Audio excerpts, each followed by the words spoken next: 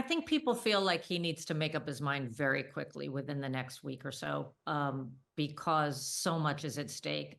People need to get familiar, if they're going to, with another candidate. We need to get ahead of Donald Trump and his convention. So there are a lot of reasons to make this decision sooner rather than later. Although, listen to the president today. He thinks he's not going anywhere. The president has been facing increasing pressure to call it quits and stand down as the Democratic candidate in his re-election bid for the White House, as more senior members of his party have said behind closed doors, and some on the record, that the 81-year-old should step aside. So is his firm stance today, which he's also underlined in a letter to supporters, the president stamping his authority on his candidacy, or the last few waves of a metaphorically drowning man. Joining me now is Hilary Rosen, the Democratic political strategist. What do you think, Hilary? Well, as you said, I am a Democrat, and I've been a Joe Biden supporter since he ran for president. But look, this is on President Biden. The White House is spending a lot of time this week trying to blame other people, blaming the media for his problems, blaming what they're calling the Democratic elite, blaming big donors, saying people are trying to push him out.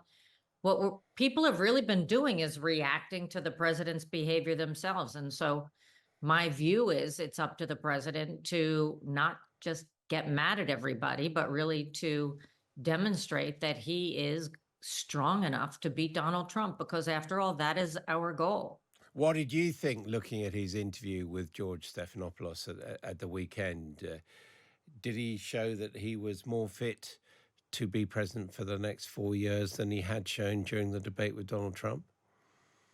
Well, I just think you have to look at the obvious. He was more energetic than he was during the debate, but he still had some wandering sentences and some, little bit of an incoherence, as he's wont to do.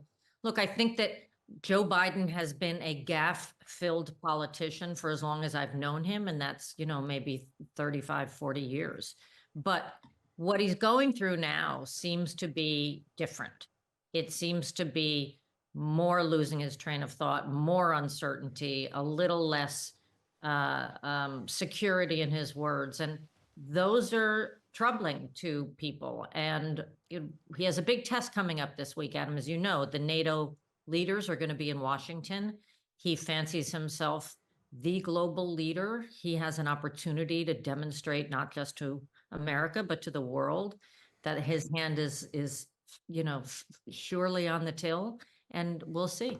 But in the end, aren't we all throwing hope after experience, if I can put it like that? I mean, he is 81. He's only going to get older, isn't he?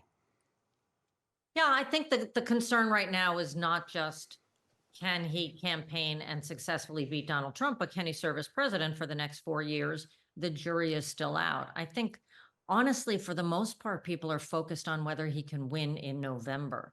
That's what Democrats are mostly concerned about, because Donald Trump represents such an existential threat to so many different things in America right now. Having said that, this is on the president. He's got not much time left. I'd say, within the next 10 days or so, people are going to start to get ready for the big Democratic convention in August. He's got a lot of pieces to fit into place. Donald Trump will have his own convention. He's going to be making news by announcing a vice presidential candidate. I think we can all expect that he's going to get a little bit of popular bump in the polls from the attention on him, the positive attention on his convention. And that's something that Biden is going to have to pay attention to and make up. Okay, what do you think, as a loyal supporter of the Democratic Party? Is it in the best interests? Is he the best person to beat Donald Trump, as he said again today? Or would it be in the best interests of the Democratic Party, the United States, and one has to say the world if he stood aside? I've been clear that I'm not satisfied right now with where the president is and his ability to beat Donald Trump. I think that there are a number of candidates who can beat Donald Trump. He doesn't believe that. I'm willing to give him a little bit of space to come to that conclusion on his own, but I think we would be better moving on. as he said, when he first got elected president, he was going to be a bridge to the next generation. I'd like to see that happen, but you know, he is the president. He's due a bit of respect here. And, you know, I think most of his allies are trying to give him that. In reality, if he's going to go, how long's he got before he's locked in? Well, he's never really locked in. You know, the convention is in August, and he can be nominated and even step down after he's nominated. There's a process in place in the Democratic Party for the vice presidential candidate to take over the campaign. So, you know, right up until election day is where we could go. But you know, that's a risky business. That's taking a lot of chances that Donald Trump is not going to sort of close out the election before then. So really, he should make up his mind in the next few days. I think people feel like he needs to make up his mind very quickly within the next week or so, because so much is at stake. People need to get familiar, if they're going to, with another candidate. We need to get ahead of Donald Trump and his convention. So there are a lot of reasons to make this decision sooner rather than later. Although, listen to the president today. He thinks he's not going anywhere. If he does go, does it have to be Kamala Harris in your view? I think it's hard to go around Kamala Harris. Now, my view is that Kamala Harris could win. I think that she has stepped up the game. I think she has had a rough early start to the vice presidency. That first year was a lot of bad press, a lot of bad feelings about what she was doing. But I think that has shifted, and I think she'd be an energetic, good prosecutorial foe in a campaign against Donald Trump. She would be on her toes with him. Hilary Rosen, Democratic strategist, thank you very much indeed for joining us. Okay. Folks, I know with every fiber of my being, I know I won't look like I'm 40 years old, but I've been around a little bit. Well, all kidding aside, you know, I've been doing this a long time, and I, honest to God, have never been more optimistic about America's future if we stick together.